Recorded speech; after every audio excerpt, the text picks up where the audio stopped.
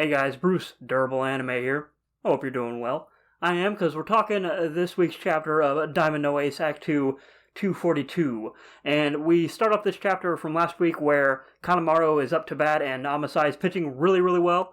And we're hoping that Kanemaru can get a hit off and bring Mizuno home, because Mizuno is on third. So we're starting off the chapter with that, and there's 2 outs. So this is make or break for Seido in this inning. So we see that Amasai throws a pitch, and while he fouls the ball, it's the fastest pitch that Amasai has thrown this whole game at 151 kilometers. That's insane considering how much he's pitched this whole game. So we see Kosei at his peak in this chapter, I think, and I think this chapter is meant to set up really Seido's comeback, because not only do we have Sawamura coming up to pitch after the out this inning, we also see later in the chapter Kawakami to kind of put pressure on Sanko's bench. So we're coming. I think this chapter is really going to set up next chapter's comeback start for Seido. As we continue on with the batting matchup between Kanemaru and Kosei, Kosei keeps throwing balls and fouling, and eventually he ties the score up, or the count up, I should say. But Kosei's really mad at Seido because they're so gutsy and determined, because he's at the bottom of the lineup. And generally in baseball, when you're at the bottom of the lineup, those are your weaker batters. They're more your fielders, your defense. You don't want to put them in the front, obviously, right? But Kosei's really just kind of getting annoyed that every batter is pulling everything they have out to get a hit off him. And I'm kind of liking the frustration, because we rarely see Kosei say anything related to baseball. I'm talking about the whole series. He's the air-headed genius. So this match has really shown his character in terms of what it's like when he's pressed, and he's getting annoyed with every batter. I'm curious to see his next matchup with Miyuki, because he really let his mask slip right with him when he just had that blank face towards him. We really get to see a lot more of Kosei in this match, because it might be his final appearance in the series, if we're being honest about this tournament, right? Unless they somehow continue Diamond No Ace into their third years with Sawamura and Furia, which they could do a time skip or some such thing. But yeah, I think this might be the last time I see Kosei, so we're seeing his whole kind of evolution as an ace going forward. And he eventually ties the count up, and he goes forward, and Kanemaru hits the ball. And the battle, the kind of the mental state of both the pitcher and the batter, Kanemaru, he wants to bring Zona home, obviously. He wants to take the load off Sawamura. And we really see that with Seido's batters. They're always kind of concerned with, I shouldn't say Seido's batters, the whole series. You want to make sure your pitcher is pitching with lighter shoulders, so you want to take the lead away from the other team. And that's kind of what Kanemaru is thinking about. And he's willing to do pretty much any style of hit. He's not trying to get a home run. And Kosei, on the other hand, is just I'm laughing because he's just such an air-headed genius. He's not thinking, what pitch should I throw? He's just mad that Kanemaru won't swing at bait, and he's mad that it's hot out. He's just mad that they make kids play baseball in the sweltering heat. So while he's pitching, you're just seeing his random thoughts, and it's such a contrast from Kanemaru, who's just man, you need to pitch. I'll do anything I gotta do. And Kosei's why is it so damn hot? Why are you making me do this? He's concerned, but he's not at the same time. And that's kind of why Kosei is a fan favorite of mine. Just because I always love air-headed genius types, with Nagi and Blue Lock. I'm just that type of fan of characters like that. So he eventually ties up the count, like I said, and Kanemaru gets a hit, and it goes sort of right towards the second baseman, and they just get him out. So Mizuno is not able to score and run this inning. So we end the inning with no runs for Seido, and we are seeing Sawamura come out to the mound. And another thing we got this chapter, guys, is sort of the dichotomy and the hammering home of what an ace is. And we get that in a lot of chapters in this manga. It's in the name, right? I get it. But we see that on one hand, we actually get three versions of an ace, almost 4. We might count 4. I know I'm adding. Let's go through it. We see Kosei's pitching, and we learn that his coach comments that you're patient and you're learning to keep calm. That is what an ace's job entails. So we see that version of someone who's before was impatient. His battle with Yakushi, he wanted to get Raichi out, and when he got Raichi out, he kind of lost focus, and he kind of got impatient. So we see his growth as an ace, and what that kind of job means. Then we move to Sawamura, who, after Kanemaru gets out, the team's kind of dejected, right, for a moment. They missed out on the RBI.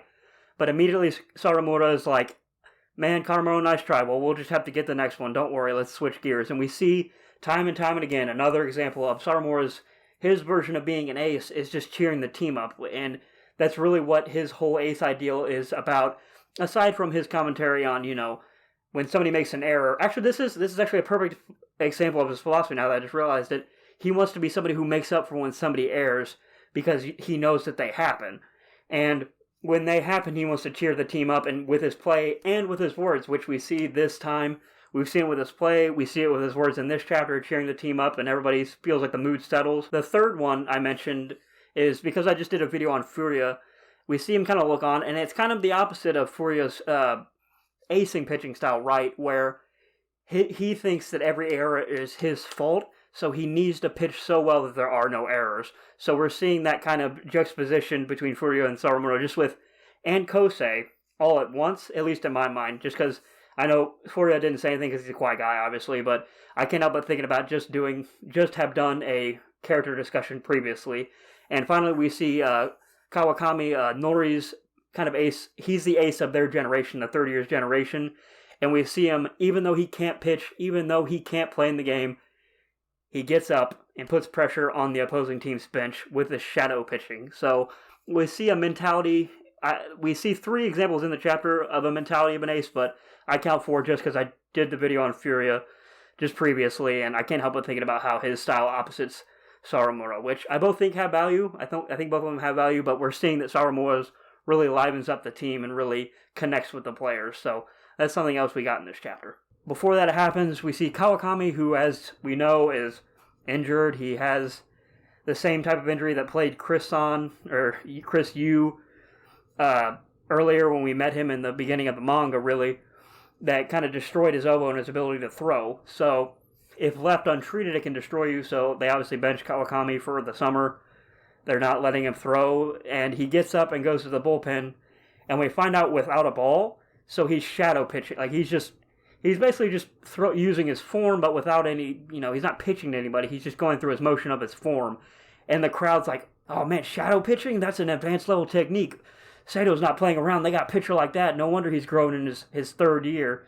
He's a veteran." And the whole time you're just wondering, no man, he's just messing with you. Like it means something to Kawakami, but he's not. He knows he can't pitch in the game.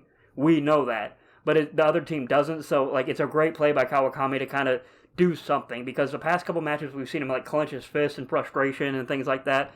So it's been really nice to see that he got up and did something. That at least he could feel like he's putting pressure on them, so he's doing something.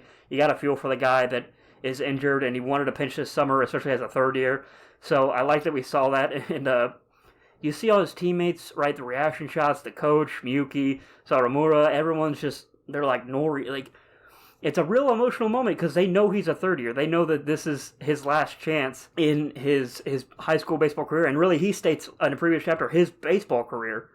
So it's such a tender moment, and like just a passionate one, not tender, a passionate one because you feel for him, but you feel his fire in his gut, right? At least I do. At least I feel for Kawakami, and I feel his kind of his passion for the game and like what he's willing to do for the team in that moment.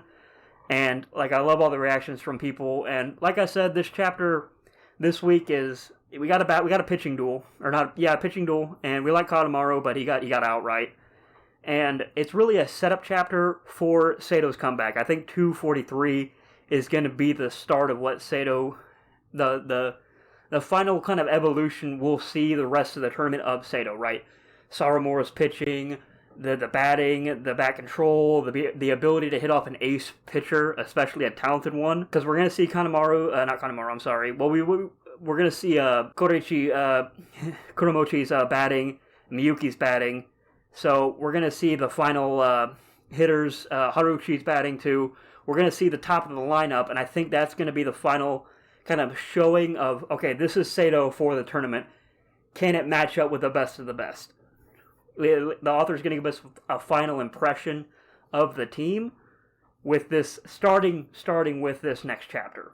I think Kosei is going to pitch really well to the end, but I think the batters are going to get the best of them, showing how much they've grown, how far they've come, and what we as readers are in for during the tournament. And I'm very excited for it.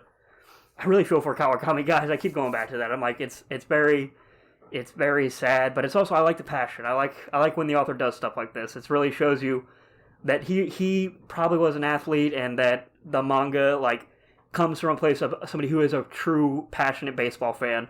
And you expect that with all sports manga, at least I do, but I think that's what makes Ace of Diamond my favorite sports manga. My favorite manga in general is just how much of a passionate fan of baseball the author is, how it just shines through in every panel. But it was a good chapter overall. What did you guys think? Did you think that, how did you feel about Kawakami's performance? And because, I mean, he's got to be a fan favorite. You got to feel for the guy. You got to feel that, you know, his passion shines through, even though it's just through a manga. You gotta feel for the guy. So let me know what you guys think in the comments. And guys, if you like Diamond No Ace content, please leave a like. Please subscribe for more. I'm going to do another character discussion. My next one's going to be on Haruichi Kominito, so look forward to that. And I'm going to try and do a voiceover video this time. We're going to see how that goes, but thanks for watching, guys. See you next time.